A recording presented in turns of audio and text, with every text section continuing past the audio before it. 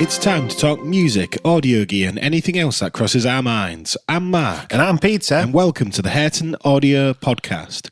So, after a lot of waiting and speculation and hype, The Weeknd has finally released the first song from the third part of the After Hours trilogy, which a lot of people are very, very excited for. And I was a little bit taken by surprise because we'd recently watched the Live from Sao Paulo live stream, and Dancing in the Flames felt so natural in the context of that set that I think I just assumed it had already come out. Yeah, because we're not very familiar with the first 4 albums by The Weeknd. Sort of jumped on in that mainstream, as he sort of I suppose crossed over from the US and Canada with the I Can't Feel My Face. That's when we really started to listen. So I was thinking, a bit like you just said there, Mark, that, this might be a really deep cut, from one of them first 4 albums. And then upon re-listening to the song, I was that was the one from the live stream that we really liked. But yeah, it felt as if it was an old one to me. Yeah, it didn't really I think the thing is with The Weeknd is that he's got such a good style and a full package of he's got a sound multiple different sort of things he can draw from. But when he's doing this type of song, when he's got the 80s influence and it's all very poppy, he's got a very good sensibility about making it feel like it's instantly recognizable as The Weeknd. Yeah, like you say, it's just it's a mishmash of a lot of stuff. There's a really heavy 80s influence, but then there's 808 and sort of a more hip hop or rap approach to the low end in the mix as well. But then it's we were saying, it feels very 80s, but then it sort of feels 90s in a bizarre way. You can't quite put your finger on it with this new song, which is just really, really interesting. Because it's it's got a lot of very stereotypical 80s instruments played in a very non-stereotypical way. The drum sound is not super bombastic 80s, but it's also it sounds to me very much TR, sort of Roland TR sounds for the most part, but then there's big bombastic toms in there. So it's got that still very much a 80s feel. And also, I don't know if you noticed this, Mark, on the Sao Paulo one, it just sounded like there was just somebody with a Roland Jupiter just going at it for most of the set. Yeah, there was a lot of flourishes and stuff from the live band. But a very distinct sort of saw sound, you hear a synth sometimes, and I think if you're really into synths, sometimes you'll be I think that's a Juno, or I think that's this synth. It just, to me, could have been something different. It just really was screaming like a Jupiter sort of saw sound. Yeah. Which is very specific, but I think it can make a difference. That's the reason why people will choose one of these synths over another, when really they're all just emitting waveforms. But it's the difference between a Jupiter saw and a Juno saw. You would think they're both Roland analog saws. What could be the difference? But there is a difference in these synths. Yeah, and what I really like about this particular trilogy, for the most part as well, with The Weeknd, is the melodic sensibilities of all the songs.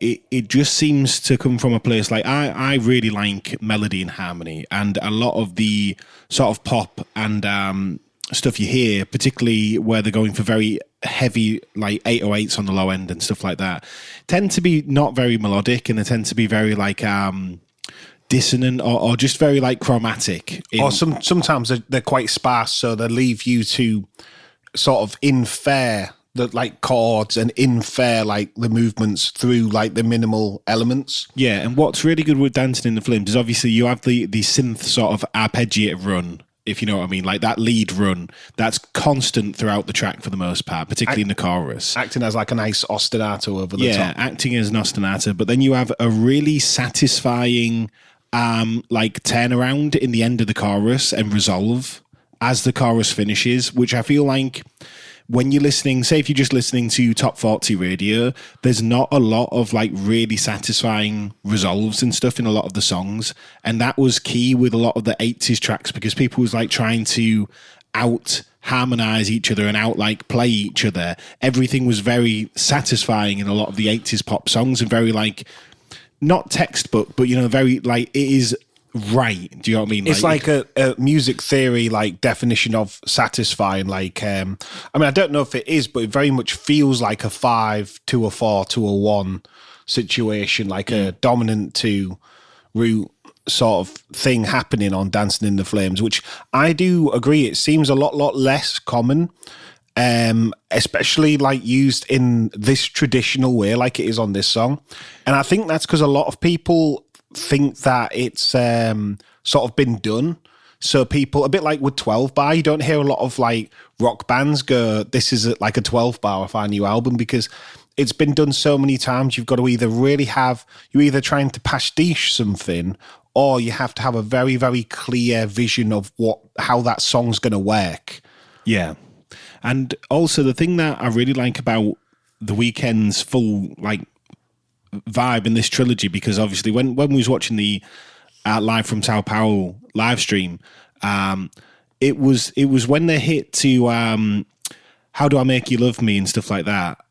It was just such a vibe, like, because it's all very electronic, but it's very 80s. It's very unfamiliar in the current pop context because you hear lots of bits like this, and there's been like waves of like top 40s where everything is very 80s influenced, they're not 80s influenced. But I just feel like The Weeknd's music, particularly like Dawn FM, is very like, it's like foreignly familiar. It's like you can't put your finger on what it is that feels new and what it is that feels old in places. I feel like a lot of the, when people do 80s style music, a lot of it seems to be they'll do it in summer and do a very stereotypical 80s thing because it's like a summery sound. Whereas I feel like The Weeknd, like, he isn't using that same set of parameters when using the 80s. He's not using like the 80s cliches. I mean, I know Blinding Lights is very much like, it has like a similarity with Take On Me and like a lot of more popular songs. But if you go to his like the deeper songs in his catalogue, they're operating more on like an 80s club and an 80s, like the darker side of 80s music that is less, plastic and sheen and I think glossy. all the videos reflect that, because all of the videos, particularly from Dawn FM as well, but even like After Hours, it's all set like at midnight basically because it's after hours. And when you think about a lot of the videos, I'm trying to think of any of the videos that take place in like daylight, because most of them are at night really. And then Dawn FM is a similar thing because it's all very like on all the videos they seem to be inside, like concrete bunkers, warehouses. It's all at night still. It's all dark. They're relying on the lighting and the strobing from, say, the songs or the nightclub sort of aesthetic. And obviously combine both those with all the violence that happens in all the videos, because that's like a big trait with The Weeknd's videos. There's a healthy dose of violence in some of the videos. Yeah, and mystery, and sort of like you don't really know what's going on narratively with the sort of scope of the video, but that all plays into like the feeling of the songs. You feel like there's none of The Weeknd songs where it feels very, very like upbeat and happy. Do you know what I mean? Like even when they are, like say Dancing in the Flames has like a upbeatness to it, but there's also like a somber tone to it in the way the composition is. But then also like the single art and all the imagery going on, like in the video, it's another very dark video where he's sort of like battling. Well, from what I could see, it's more like him versus a wind tunnel with rain and stuff, and he's sort of like flailing around. So yeah, the aesthetic of the trilogy is also like 80s, 90s influenced modern music at night, and it's very dark. It's very like not sci-fi, but not sci-fi, if you know what I mean. Yeah, I'm trying to remember because they're all themed, aren't they? So I know Dawn FM's Purgatory. I'm trying to remember. I've seen these posts on Instagram. Yeah. This is what people are saying, but I can't find what the first one is. So this new one, I believe, is meant to be like heaven or afterlife, correct? Yeah, it's like between heaven, rebirth, and something like that. Because I know this album's meant to be purple. And the first album in this trilogy, being After Hours, would be the life, or like not death. It's Would hard it be because death? Life/death, then purgatory, then rebirth/heaven, whatever. yeah, That's the idea behind it. Yeah, that's like from what I've seen on Instagram, where people take like the 3 albums and put the captions and the colours and stuff. The thing is, when you type Weeknd trilogy, it comes up with the first 3 albums. Oh, okay. So it can be quite like to sift through and find the information can be quite tough. Yeah, and it makes me very excited with the Weeknd to see what else he's got, because for me, like a lot of the B-sides and album tracks are some of the standout tracks, and like with Dawn FM, some of the genius moments for me was like Every Angel Is Terrifying and things like that, because of like the consumerism, the fun sort of advert stuff to it. Just really, really fun and very different, because it's more like an album when you listen to it. It's not a collection of singles. Yeah, there's songs on there that are not designed, as you say, to be released as a single or to be like a structured song. There's like a couple of the songs on there that are bridging songs or just straight up like experiments, it feels like. And then there's the Jim Carrey like narrations, which is really, really interesting as well. So I'm wondering, like, what's the weirder side of this new release going to look like? If there is one as well, because obviously if Dawn FM's Purgatory, it's a lot more like experimental. In general. This might be more streamlined to be like you say, every song might be very euphoric and ethereal if it's meant to be sort of heaven/rebirth. It's hard to know exactly from I don't know the concepts. If it's been confirmed by like Abel or not, but that seems to be there is a very, very strong theme. I think the bigger theme, if we take away all the like Purgatory and stuff, that I've seen is like Dawn FM is like, when you think about how he looks, from what I've seen on Instagram, and this is just a guess as well, obviously Dawn FM is like him now, or him like 4 years ago. Not Dawn FM, I meant After Hours. Yeah, I was going to say, are we starting in the middle of? Yeah, After Hours is him like in present day 4 years ago, and then Dawn FM is him old, like in the future. And then this one, it's always a caption of a young, like childish, almost like not quite baby, but more like a child. Maybe like a naivety and a childishness to the way that it's being presented. That's one of the sort of takes I've seen on Instagram when this has popped up.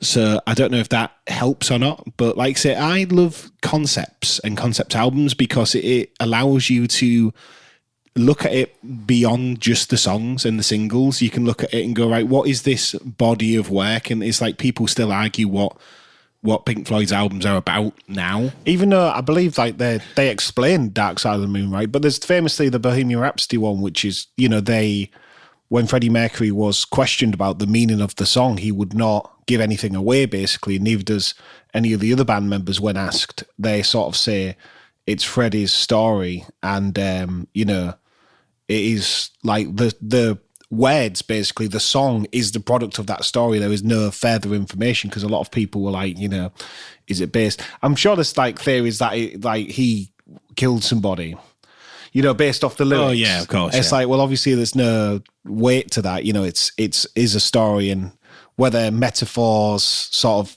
correlate to events in people's lives or not. Sometimes you've got to just enjoy a product, like of a the product of somebody's mind, somebody's imagination, to conjure up like a narrative, whether that narrative is sympathetic or just completely sci-fi or fictional. It sort of really doesn't make a difference. It's how that album makes you feel. Because one of the things that I really like about sort of like conceptual projects and sort of like, even like with The Weeknd, it's all like a moniker, isn't it? It's not him, it's the character who is The Weeknd.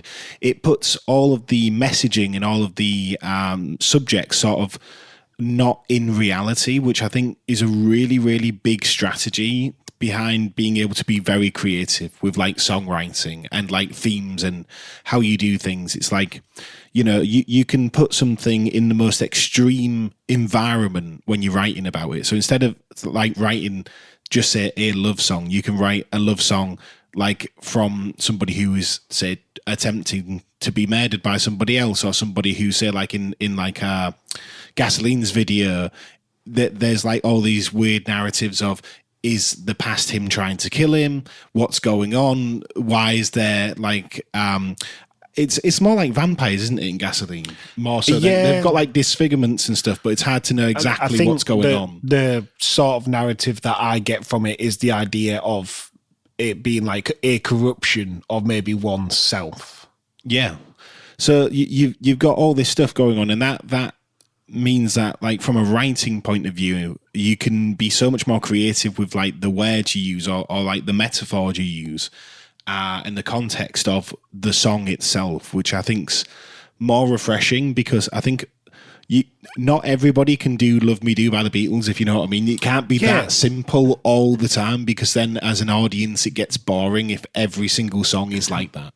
It's the same as books, though. It's like you have fiction, non-fiction, and not all songs are an honest account of events. In fact, I feel like most songs are not an honest account of events, because the idea is the emotion takes more of a precedent than the truth. So I think that's why these stories can work so well in a song narrative, because it's like taking something and hyperbolizing it and like making it so much more dramatic.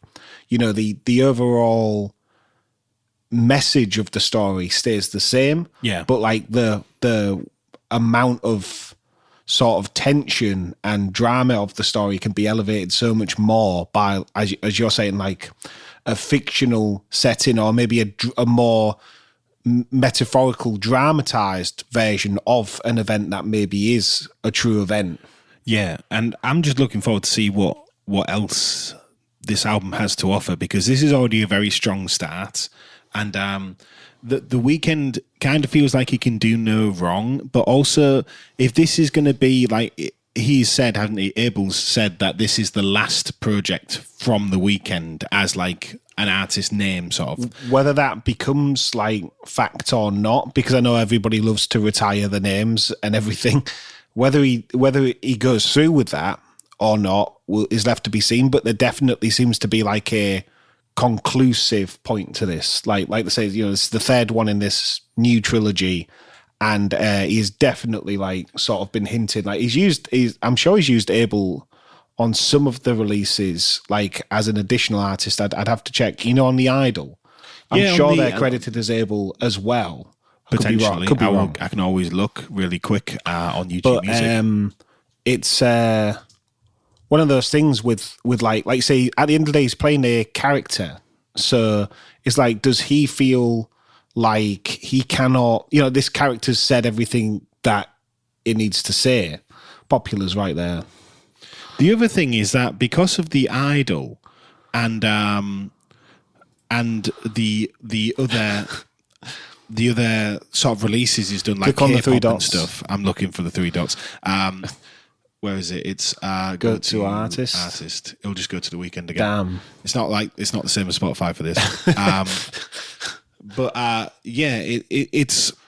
it's interesting because he's not in between this trilogy. He's done the Idol soundtrack, and then he's done this. He's done like a few other songs that like K-pop, maybe his project. I would have to look at the order of some of them that have been released, because you would think that he wouldn't tamper, but I know.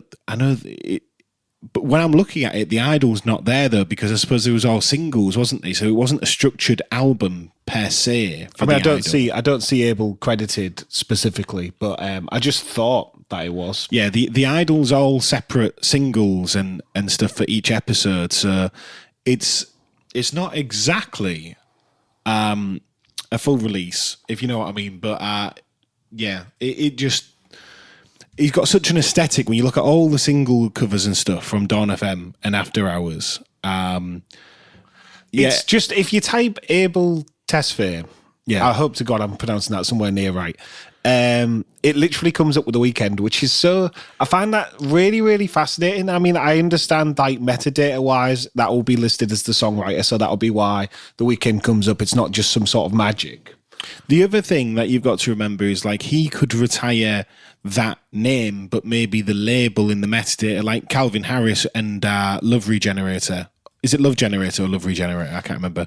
I want to say it's Love Regenerator, but it could be Love Generator. Obviously, he said, right, I want to get away from Calvin Harris as a name. I want to release music as something else. And the label just puts Calvin Harris featuring Love Regenerator. And I feel like that's going to happen. Yeah, with The Weeknd. I feel like even if he says, it's me, I'm Abel, and it'll just still be on this still be Abel profile. And The Weeknd, or Abel, Weeknd, like listed together, like you say, like a lot of the big artists. Well, I feel like it can be really, really interesting changing like the name if you're a successful artist, but you rarely get the same like amount of people showing up because it's so easy. I suppose it depends whether it's the same genre as well, because if he changes his artist name and then does a radically different direction, it won't feel like The Weeknd. Yeah, but I feel like we're sort of past that with music. I mean, a lot of people are just doing radically different stuff. I mean, if you take people like Miley Cyrus or Lady Gaga, yeah, for I example, mean, I wanted to say every like, album's different. What genres. Shawn Mendes was doing at the VMAs seemed to be a million miles away from songs like Stitches. Oh yeah, and it's not necessarily it's not necessarily him. It's the way it's packaged. Yeah, the way it's been delivered. So it's very interesting with music because I suppose you can do the same song a million ways. And if you're an artist, like it's not so much what you bring into the table, it's more the way that it gets produced and the way that it gets marketed can make all the difference. You know, I think that's what's crazy about, you know, someone like The Weeknd, you know, he sort of starts out pretty much as a rapper. I'm right in thinking like that's his main I believe thing. He said that he didn't want to sing a lot because he thought he would lose his credibility as a rapper. I'm sure it's something to the tune of that, like very early on. At some point, he bridges it into being more of a vocalist. And then there's like a hybrid situation happen where he's doing a bit of both. And then on a lot of the newer, bigger songs, he is mainly very much singing. Like there isn't raps in some of these songs at all, really. A lot of the hit songs now. Whereas I think it's really interesting, like when you listen to After Hours, there's a good chunk of the album that is just like more rapping and beat orientated. Whereas on Dawn FM, it is predominantly all singing. And yeah, Dawn FM, I'm just trying to think. I think there's one or two tracks that have more of that sort of beat orientation, but I feel like the vast majority is very, I mean, even on like I Heard You're Married, he's still singing the majority of it. Obviously, Lil Wayne's on that track as well. On After Hours, you get like Heartless, which is obviously very, you know, rap, like vocal speed driven. And then as you get down to like, I think it's Snow Child and Escape from LA are a lot more like trap leaning. So it's like there's more of a I feel like there's more of a split on After Hours. Yeah. And I'd be intrigued to see if there is more of a split on the new project. Yeah, and it's interesting to think is he going to like build on Dawn FM and exaggerate that sound, or is it going to be a different thing? Like that's the thing with Dancing in the Flames. It very much feels like an extension to me of Dawn FM more so than a completely different direction. And normally what I've found with a lot of like the mainstream acts is they tend to put out like one of the most shocking singles first in direction to try and say this is a different project, and then it never actually sounds that different. Because I find it really interesting with After Hours, because obviously Heartless was released first. Yes. And that's the thing that I always forget. And I would be surprised if a lot of people had forgot that as well, because Blinding Lights just absolutely crushed. I mean, it's hard to believe, like looking at YouTube Music, you've got the singles, Blinding Lights, 3 billion plays. You've got Save Your Tears, 2.4 billion plays. Heartless says 37.4 million. Now, that could 374 million. Sorry, yeah. I know the text is small. but Scared to Live only has 23 million. I don't know if that's for the album, because if that's for the album, if you went to Heartless as a single, I don't know how YouTube Music quite stacks obviously, Heartless as well has multiple versions. Yes, like it has the single version, the album version, so it would be diluted it. But it's just it's purely like playlisting and stuff that's got Blinding Lights. Not just that, obviously, it's the song. Like a lot of people, if you know one song by The Weeknd, it will be Blinding Lights. So my point was going to be now, if it worked the other way around, maybe if Blinding Lights was Big Song, but Heartless was the Blinding Lights, would The Weeknd have gone in a different direction? Would it have been more, right, well, I'm going to double down on like the rapping and like being like a heavier, like beat orientated thing, obviously doing vocals as well. But, you know, because I do feel as if because Blinding Lights was so monumentally huge, and then I don't know whether it was him or the label that went, you know, give us more 80s beats, and the only thing is when Tears and In Your Eyes was released as singles. It could have been the other way. They might have decided if Heartless did better, then maybe it would have been Escape from LA and Snow Child that were then released. It'd be really interesting to sort of imagine it. It's always hard because I think if you get like monumental, like undeniable success, you are encouraged to double down on that. Yeah. Like particularly when you're thinking about like a label or management or external factors sort of pressuring you into doing something. It does make you wonder if a different song was the big song, like say the 3 billion play song, whether the direction would change for future projects. And yeah, it's just very interesting with The Weeknd. What I really like about The Weeknd is it does feel like he's doing something that nobody else is doing. Between the full aesthetic package, the video package, and the actual music as well. I feel like as well, as you're saying, what he's doing that's really interesting is artists have been encouraged to reinvent themselves and basically be a different person every single album. Was he is stringing 3 albums together. Yes. So I mean, that couldn't be any more different. Like these albums, even if they're in slightly different directions, they are all almost like being treated as a body of work in itself. Like it's not, oh, it's me and I'm different now. It's, oh, this is a succession to the last album. You know, this is going to be like probably, I don't know when Hurry Up Tomorrow comes out. I'm presuming it's next year, but this is going to be like a 5-year story by the time all the singles have rolled out. Is that the confirmed album title, is it? Yes. Yeah. I couldn't remember off the top of my head. There were some pre-orders. I remember seeing some pre-orders.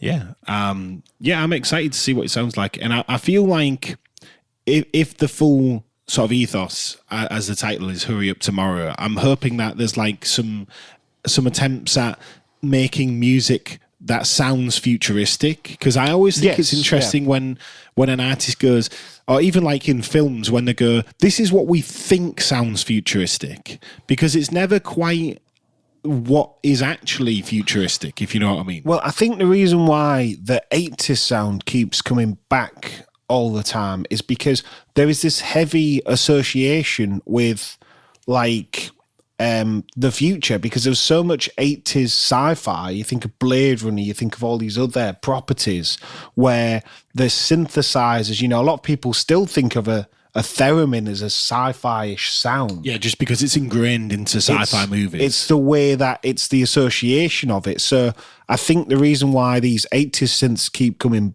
like back around in this way is because they are intrinsically associated with futuristic properties. And they haven't really designed instruments like it sounds so silly to say, but synths still are the latest instrument. Like, can anybody actually name an instrument that has been invented that isn't just strings or keys? The only other thing you could cite would be samplers and wavetable based synthesizers, essentially, which are all still synthesizers. Derivative of synthesizers. If you think about it in a way, like this is like sort of quite a crude way of thinking about it, but dubstep, be it very futuristic in comparison, will now always be associated with this late 2000s, early 2010s. Yeah.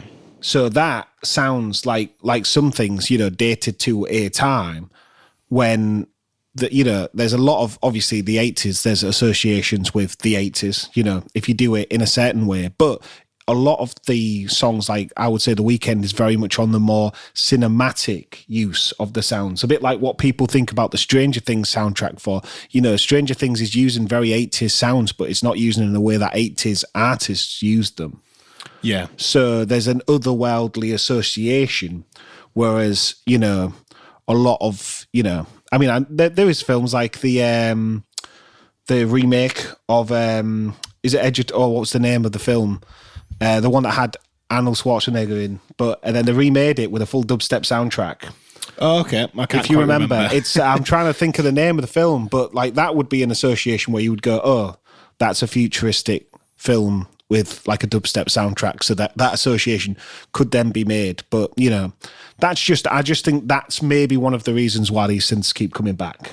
Yeah. And are you excited for The Weeknd's new album? Have you listened to the other two albums? I mean, I'm assuming you've heard Blinding Lights, because it's one of those songs where everybody's heard Blinding Lights. Whether you know you've heard it or not, you've probably heard it. But yeah, I'm excited to hear it, and let us know if you are in the polls and the comments below. Thanks for listening, everybody.